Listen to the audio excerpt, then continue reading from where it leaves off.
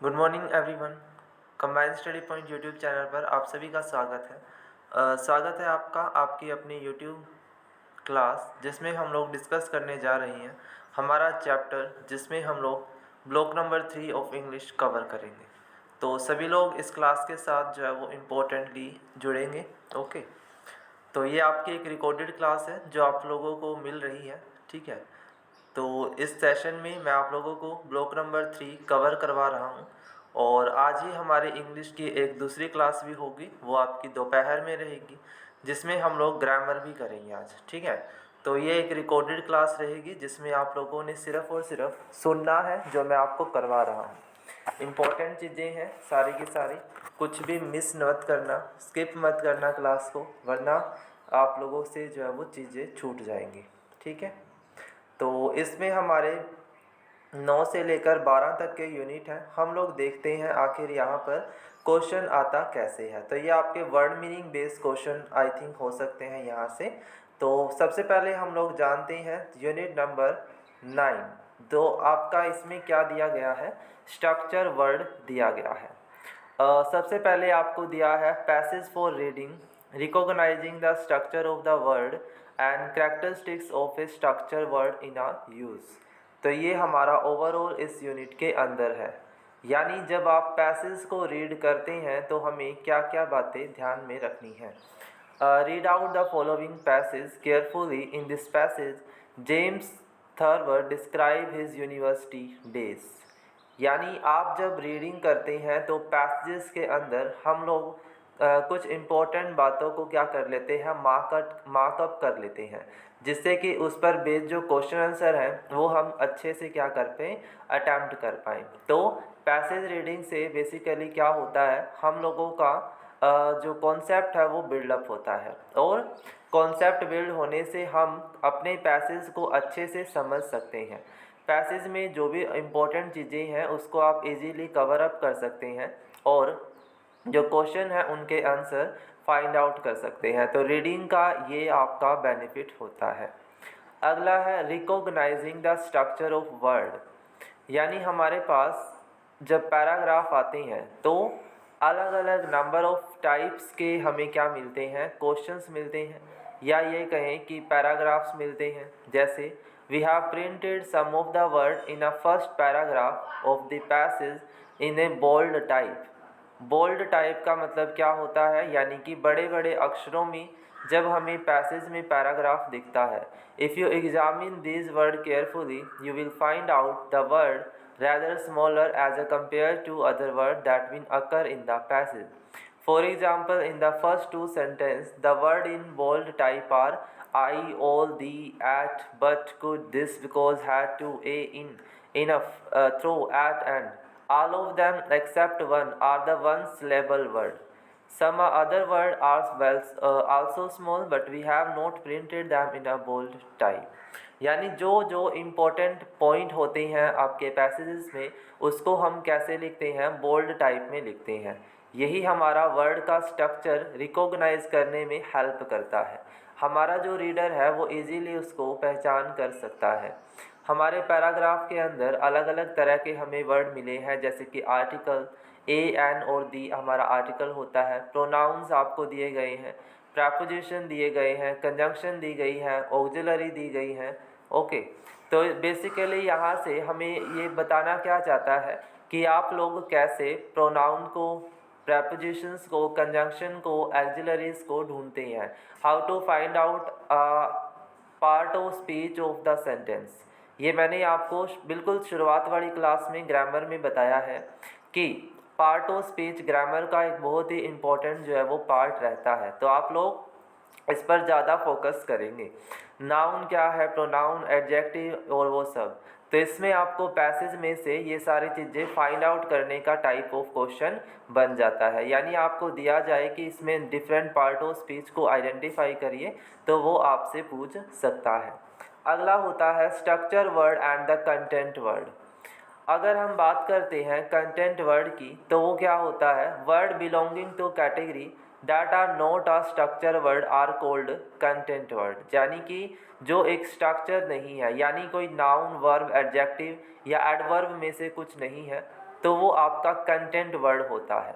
लेकिन अगर हम स्ट्रक्चर वर्ड की बात करें तो वो आपका इम्पोर्टेंट पार्ट ऑफ स्पीच होता है, like a noun, verb, adjective and adverb. ठीक है। अगला है lexical meaning and structural meaning. तो यहाँ पर ये जो शब्द आपको दिए गए हैं ये हमारे क्या कहलाएंगे, स्ट्रक्चर्ड वर्ड कहलाएंगे, है ना। ये हमारे क्या हो जाते हैं, स्ट्रक्चर वर्ड। और जो आपके अलग अलग डिक्शनरी में मीनिंग दिए गए हैं वो आपके लेक्सिकल वर्ड हो जाते हैं। तो यहाँ पर फिलर्स में आपको यही चीज़ फाइंड आउट करनी है। ठीक है। और नेक्स्ट हमारा इसमें आ जाता है अगला, देखो यहाँ पर आपको यही चीज़ पूछी है, आर्टिकल, प्रोनाउन, ऑक्सिलरी, कंजंक्शन, इन सबको स्ट्रक्चर वाइज अपने सेंटेंस में से फाइंड आउट करना है। ठीक है। तो ये आपको अच्छे से आ जाना चाहिए। और एक क्वेश्चन आपका यहाँ पर शॉर्ट नोट आ सकता है कि what are the characteristics, long question आ सकता है कि what are the characteristics of a structure word in a use. जब हम स्ट्रक्चर वर्ड को यूज़ करते हैं तो उसका कैरेक्टरिस्टिक्स क्या क्या रह सकता है। तो ये आपका एक इम्पॉर्टेंट क्वेश्चन बनेगा। फर्स्ट है फ्रीक्वेंसी ऑफ अकरेंस, यानी कि कितनी बार पैसेज के अंदर वो आपका शब्द रिपीट हुआ है। How many type repetition of a such a structure word, वो उसको डिफाइन करता है कि वो एक स्ट्रक्चर वर्ड है, बार बार यूज हो रहा है। अगला है close class membership, that means different part of speech like preposition, conjunction, auxiliary और ये सब। तो ये इंपॉर्टेंट चीज़ें आपको पैसेज में बार बार रिपीट होकर के दी जा रही है, तो ये भी हमारा क्या हो जाता है, एक स्ट्रक्चर वर्ड हो जाता है। नेक्स्ट वन है आपका विद अ स्ट्रक्चरल मार्कर। कई बार हम लोग देखते हैं कि स्ट्रक्चर वर्ड जो होते हैं उनके साथ कोई ना कोई आपको पंचुएशन मार्क मिलता है, यानी कोई क्वेश्चन मार्क हो गया, कोई एक्सक्लेमेटरी मार्क हो गया। तो वो आपके मार्कर से भी हम क्या पहचानते हैं, अपने स्ट्रक्चर वर्ड को फाइंड आउट कर सकते हैं। तो ये आपकी इम्पोर्टेंट कैरेक्टरिस्टिक्स हो जाती हैं। ठीक है जी। अगला हमारा आता है कि grammatical framework of the sentence, इसमें इसका क्या यूज़ होता है। आर्टिकल के बाद वर्ब एंड वर्ब के बाद ऑब्जेक्ट, इस तरह से हम लिखते हैं। आर्टिकल के बाद हमारा नोट वो नाउन भी आ जाता है। ठीक है। तो ये ओवरऑल है इस चैप्टर के अंदर, तो मैंने आपको बता दिया क्या क्या आपको करना है। अगला सेकंड आपका ऑक्सिलरी बेस्ड चैप्टर है, यानी आपको ऑक्सिलरी वर्ब ढूंढनी होती है इन द पैसेज। तो रीडिंग मैंने आपको डिस्कस की कि क्या होती है ना, ये हमने पढ़ लिया।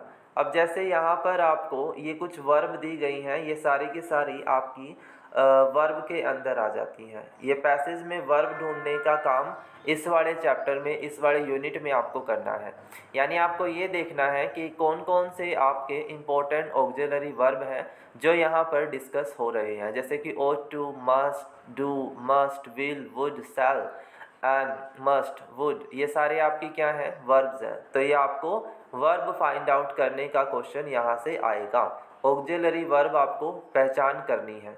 अब बात आती है कि ऑक्सिलरी और मेन वर्ब में क्या डिफरेंस होता है। Auxiliary verb are quoted ought to have the main verb and ought to is the auxiliary.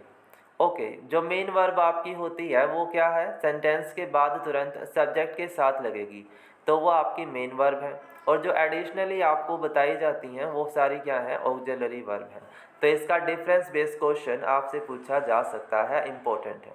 अब यहाँ आपको यही फाइंड आउट करना है कि कौन ऑक्सिलरी है और कौन मेन वर्ब है। ओके, जैसे I have some new cloth, तो हैव जो है वो मेन वर्ब हो गई। ठीक है। हैव के साथ अगर हमने ought to have लगा दिया तो ought to इसमें क्या हो जाएगा, ऑक्सिलरी वर्ब हो जाएगा। ठीक है। इस तरह से आप इसे फाइंड आउट कर सकते हैं। प्राइमरी ऑक्सिलरी में आपकी 3 वर्ब आती हैं, be, have and do. Be के अंदर आपकी 3 वर्ब आएंगी, इज, एम, आर। जो बी वर्ब है वो कौन कौन सी होती है, इज, एम और आर। ठीक है, याद रखेंगे। बाकी सारी आपकी हैव एंड डू ये भी क्या है, प्राइमरी ऑक्सिलरी वर्ब्स हैं। नेक्स्ट वन है मोडाल ऑक्सिलरीज। जैसे आप मोडाल पढ़ते हैं, ये आपकी ये सारे can, could, might, would, should, may, would, shall, ये सारी आपकी क्या है, मोडाल ऑक्सिलरी हैं जो वर्ब की फर्स्ट फॉर्म के साथ सेंटेंस में यूज़ होती हैं। तो ये आपको पहचान करनी है एंड इनके रूल्स पढ़ने हैं। मोडाल्स आपका फिलर बेस्ड क्वेश्चन आता है, इसलिए आपको इनको अच्छे से रीड आउट कर लेना है। हम इसको चैप्टर वाइज भी करेंगे। कल हमने जब पेपर किया था तो वहाँ पर आप लोगों को वर्ब का क्वेश्चन भी आया हुआ था, आर्टिकल का क्वेश्चन भी आया हुआ था। तो मोडाल के ऊपर क्वेश्चन आपका आ सकता है, ये एक्सरसाइज है, इसको आप प्रैक्टिस कर लीजिएगा। ठीक है, तो इसमें से आपको वर्ब की प्रैक्टिस करनी है, ऑक्सिलरी और दोनों में डिफरेंस वो आपको पढ़ना है। जो आपको टर्मिनेशन क्वेश्चन दिए हैं इनको आप अच्छे से पढ़ लेंगे। अगला आपका नेक्स्ट यूनिट है जो 11वां है, इसमें हम देखते हैं क्या क्या गिवन है हमारा। तो फर्स्ट है आपका कोहेशन। कोहेशन मीन्स क्या होता है, ग्रामेटिकली परफेक्ट, यानी आपका सेंटेंस किस तरह से फ्रेम अप किया गया है वो उसका कोहेशन है। ओके, यानी आप उसको जब रीड आउट करते हैं तो उसमें कोई भी गलती ना होना, वो आपका कोहेशन है। ग्रामेटिकली बिल्कुल सही होना, उसमें कोई भी नेग्लिजिबल थिंग नहीं है, यानी सारा का सारा सेंटेंस बिल्कुल परफेक्ट है, तो वो कोहेशन होती है। ठीक है, फिर आपका डेफिनेट रेफरेंस क्या है, जब आप डायरेक्टली लैंग्वेज को यूज़ करते हैं, कोई भी सेंटेंस या वर्ड मीनिंग वाइज उसको यूज़ करते हैं, तो वो डेफिनेट रेफरेंस होता है सेंटेंस का। एग्जाम्पल भी आपको दिए होंगे, सिचुएशन आउटसाइड द टेक्स्ट या विद इन द टेक्स्ट। ठीक है, फिर जैसे पर्सनल रेफरेंस आ जाते हैं जिसमें हमारे फर्स्ट पर्सन, सेकंड पर्सन और थर्ड पर्सन आएंगे, सिंगुलर प्लस प्लूरल के। ये आपने छोटी क्लासेस में पढ़ा होगा, रीड आउट कर लेना एक बार। ठीक है, फिर आपका ये लॉन्ग क्वेश्चन भी आ सकता है, यहाँ से आपका रेफरेंस बेस्ड क्वेश्चन आ सकता है, इसको आप रीड आउट कर लेंगे अच्छे से। ठीक है, इसमें प्रोनाउंस आपको आइडेंटिफाई करने आएंगे। ठीक है, आपको ये डेमोन्स्ट्रेटिव रेफरेंस दिया गया है, यानी आप दिस, दैट, दीज और दोज यूज़ करते हैं, है ना, this, that, these and those, ये आपका ग्रामेटिकली सिचुएशन बेस्ड क्वेश्चन बन जाता है। ओके, फिर आपका डेमोन्स्ट्रेटिव मैंने आपको डिस्कस किया। फिर हमारे पास अगला जो आता है वो देखते हैं क्या है, बस यही आपके दिए गए हैं। तो इन्हीं दोनों को एक बार तो रीड आउट करना है और उसके बाद इनके जो ग्रामर क्वेश्चन है उनकी प्रैक्टिस करनी है। यहाँ से भी क्वेश्चन एग्जामिनर आपसे पूछ सकता है। ओके, क्लियर है, चीज़ें समझ आ रहा है कैसे कैसे पढ़ना है इंग्लिश में। डरने वाली बात नहीं है, लेकिन फिर भी आपको करना तो पड़ेगा। देखो, difference between the reference and linkage is as a cohesive device. Reference और लिंकेज को डिफ्रेंशिएट करना है, दोनों में क्या फ़र्क होता है। तो रेफरेंस में हम बात करते हैं किसी भी पर्सन या ऑब्जेक्ट से रिगार्डिंग कोई भी आप बात या सेंटेंस जो है वो बोलते हैं। ओके, रेफरेंस में, और कोहेशन में अलग है। फिर आपका एडिटिव रिलेशन आ जाता है जिसमें आप कंजंक्शन को रिलेट करके सेंटेंस को कंप्लीट करते हैं। जैसे कई बार हमें दो सेंटेंस को एक ही सेंटेंस में फ्रेम अप करना होता है, तो वहाँ पर हमें कुछ कंजंक्शन की नीड होगी, तो वो एडिटिव रिलेशन वहाँ पर एस्टैब्लिश हो जाता है। ठीक है, कौन सा रिलेशन बनेगा, एडिटिव का। आई बात समझ में। यहाँ पर एग्जाम्पल्स भी आपको इसी तरह से गिवन है। ठीक है, यहाँ पर स्टैंजास गिवन है। और नेक्स्ट हमारा है एडवर्सेटिव। एडवर्सेटिव होता है कॉन्ट्ररी टू एक्सपेक्टेशन, यानी कि मीनिंग आपका अपोजिट हो जाना, कॉन्ट्राडिक्टरी हो जाना। ठीक है, सेंटेंस में एक लाइन आपकी पॉजिटिव है और दूसरी जो लाइन है वो आपकी नेगेटिव है, तो वो एडवर्सेटिव रिलेशन बन जाता है। ठीक है, यानी कि आप एक बात में पॉजिटिवली बोल रही हैं और दूसरे में नेगेटिवली, तो ये एडवर्सेटिव रिलेशन एस्टैब्लिश करते हैं। Yet, but, how ever, although, nevertheless, ये शब्द हैं आपके।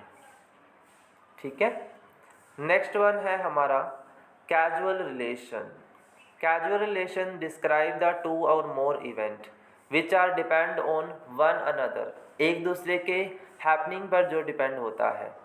जैसे सो, दस, हैंस, देयरफॉर, कंसिक्वेंटली, अकॉर्डिंगली।